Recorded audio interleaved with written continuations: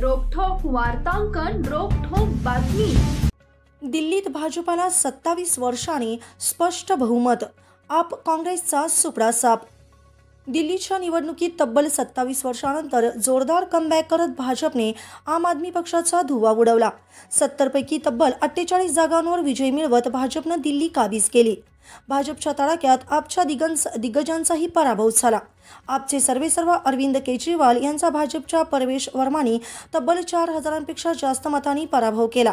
माजी उपमुख्यमंत्री मनीष सिसोदिया यांनाही पराभवाचा धक्का बसला। आम आदमी पार्टीला गेल्या वेळच्या तुलनेत तब्बल 40 जागांचा फटका बसला। गेल्यावेळी 70 पैकी तब्बल 62 जागा मिळवणाऱ्या आपला यावेळी 25चा आकडाही ओलांडता आला नाही। काँग्रेसनं मात्र शून्याची हॅट्रिक केल्याचं दिसून आलं।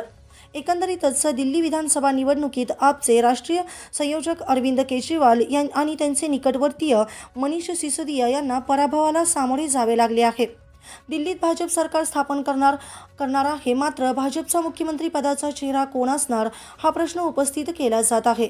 परवेश वर्मा हे दिल्लीचे मुख्यमंत्री होऊ शकतील अशी चर्चा सुरू आहे।